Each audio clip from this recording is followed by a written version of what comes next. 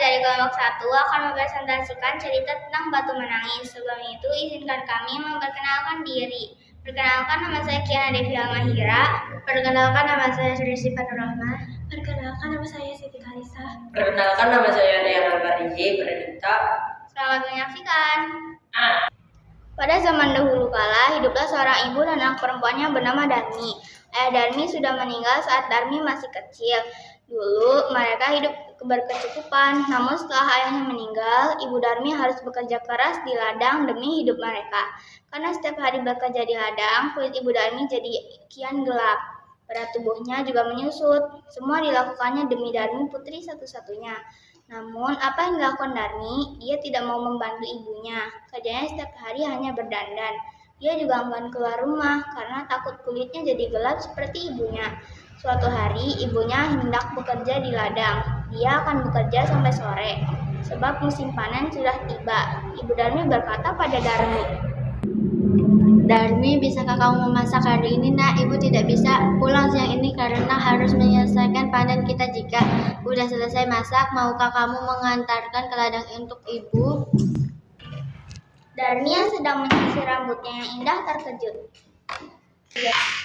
Tidak mau, Bu. Kalau aku masak nanti rambutku bau tungku. Aku kan habis keramas. Lalu kalau aku mengantar makanan ke ladang, kulitku jadi hitam. Aku kan habis dulu.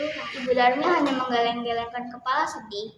Di ladang, Ibu Darmi bekerja dengan keras. Dia mengumpulkan hasil panen. Besok dia akan menjualnya ke pasar. Dia tidak mempedulikan perutnya yang lapar. Saat lelah, Ibu Darmi beristirahat sambil meminum air kendi yang dibawanya. Dia berdoa dalam hati. Ya Tuhan, tolong kami, ubahlah anakku, lepaskan dia dari sifat malasnya. Setelah pulang dari ladang, Ibu Darmi pulang ke rumah. Betapa terkejutnya, di sana tidak ada makanan yang bisa dimakan. Darmi sama sekali tidak memasak. Darmi yang melihat ibunya pulang malah marah-marah. Ibu ini kemana saja sih? Masa tidak ada makanan di rumah?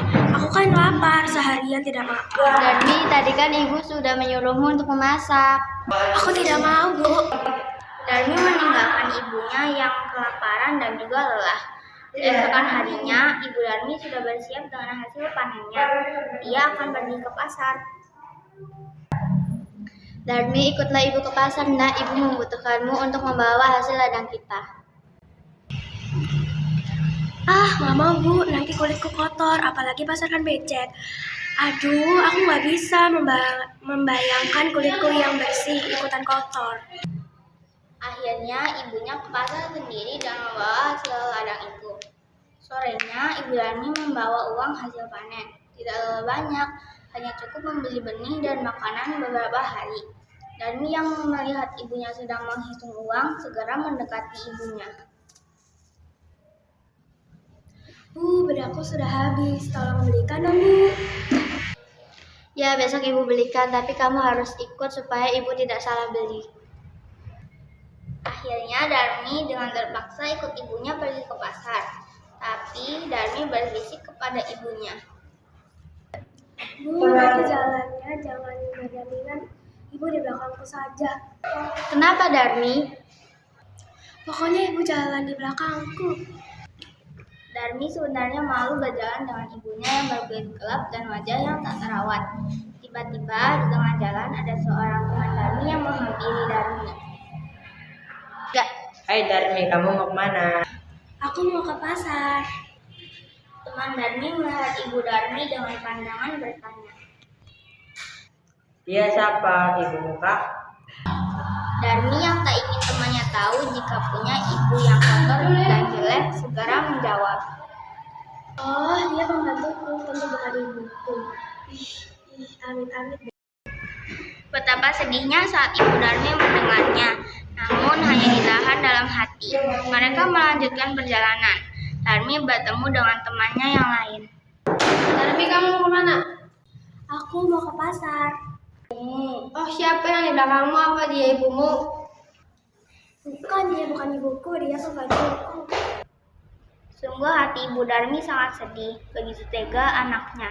Namun, sekuat tenaga dia berusaha menahan air matanya. Sampailah Darmi dan ibunya di pintu pasar. Saat mereka akan memasuki pasar, lagi-lagi Darmi bertemu dengan temannya. Darmi, kamu tumben ke pasar. Itu siapa yang bertahan bersamamu? Itu pembantuku. Ibu Darmi tak kuasa menahan air matanya. Dia sudah tidak tahan lagi, maka dia pun berdoa dalam hati. Ya Tuhan, hamba sudah tidak kuat lagi dengan sifat anak hamba.